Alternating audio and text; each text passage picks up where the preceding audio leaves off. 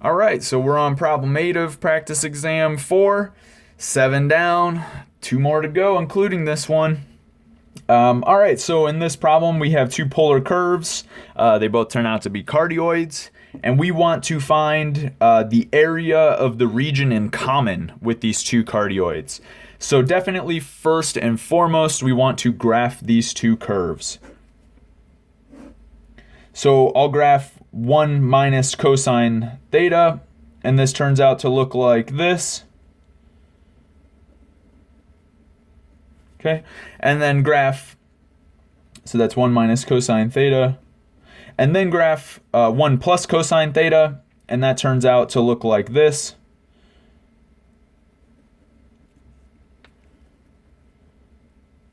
Okay, and so the region that we're talking about is kind of in two pieces. It's those two regions. Okay, so one thing that we should notice is that these two regions are symmetric with respect to one another. Now, you don't need to notice that, but it'll simplify your calculations a little bit. So these two regions are symmetric with respect to one another. So in fact, all we need to do is find the area of one of them, multiply it by 2, and then we'll have the area of the entire region. Okay, so let's recall our area formula. So our area formula, we'll need to figure out what values of the parameter, so in this case, what values of theta we're integrating from and to, so we'll need to find some points of intersection. And we just really need to write down 1/2 r squared d theta in this case, and then just go about it like that, right? So this is our formula for area of a particular region. So it turns out that we won't actually need to do any subtraction in our integrals. We'll just be focusing on one curve for each piece of the region. And so I'll explain what I mean by that.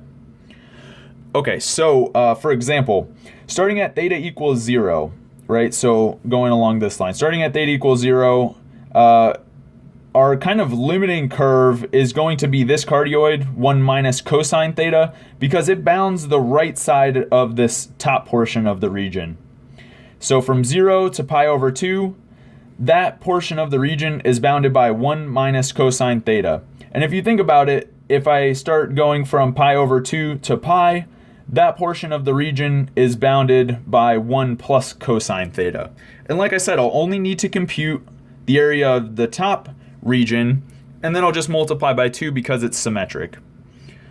So the way that my area integral is going to look is like this.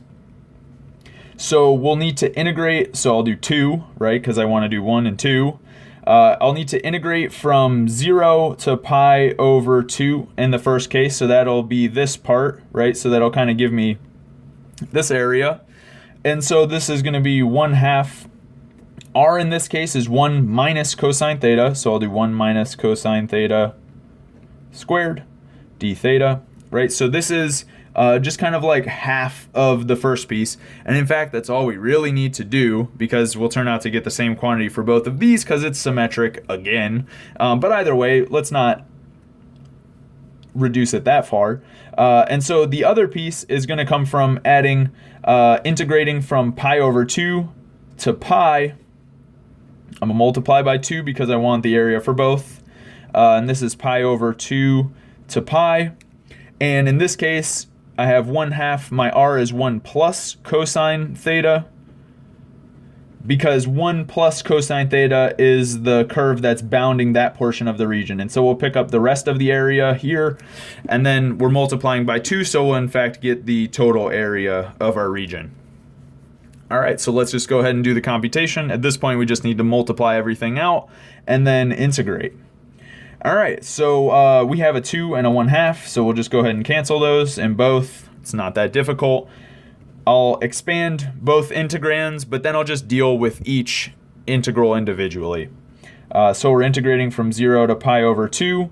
I expand 1 minus cosine theta. This is 1 minus 2 cosine theta plus cosine squared theta d theta.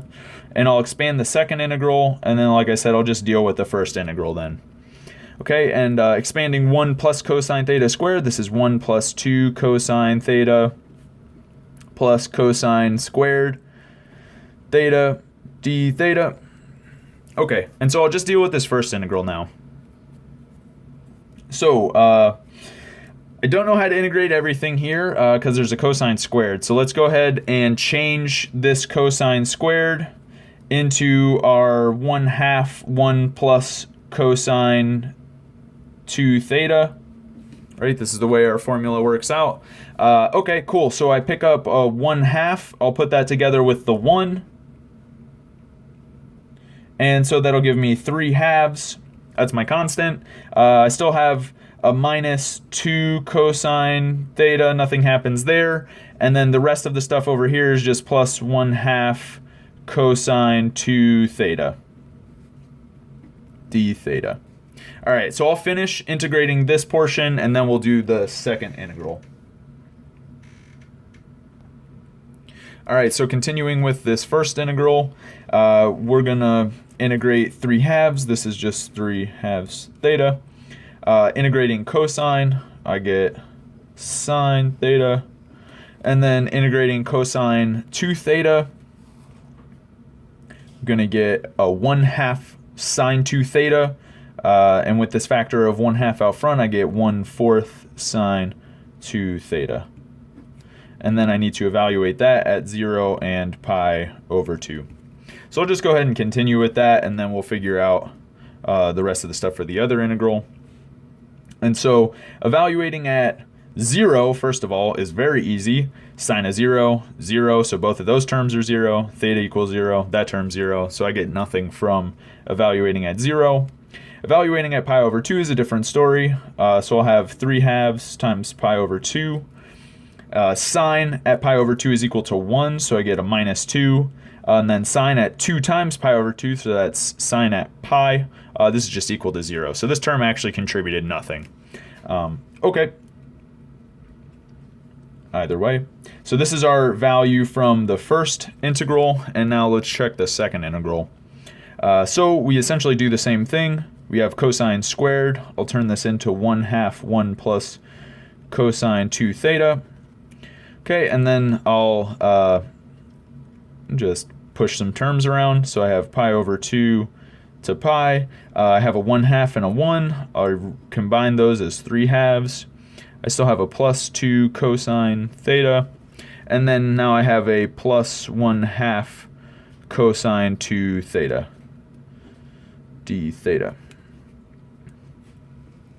Okay, and now integrating, I'll get 3/2 theta again, plus 2 sine theta from the 2 cosine, and then plus 1/4 sine 2 theta from the 1/2 cosine 2 theta. And then I need to evaluate this at pi over 2, and then just take the difference.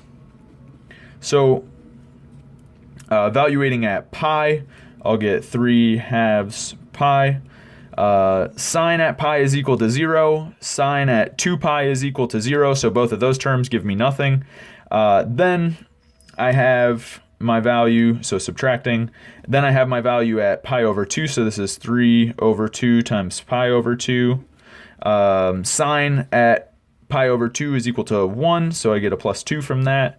And then sine at pi, again, is 0, so this term contributes nothing at all.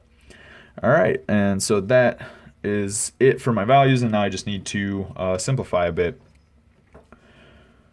So I see that I have a 3 over 2 times pi over 2 and a minus 3 over 2 pi over 2, so those just go ahead and cancel immediately. I have a minus 2 and another minus 2, so I have 3 pi over 2 minus 4. There's not much else we can do with that, but if you want, you can rewrite it as 3 pi minus 8 over 2, just to get it all as one fraction. And that finishes problem number 8, the area of the region between these two cardioids. All right, moving on to the last problem.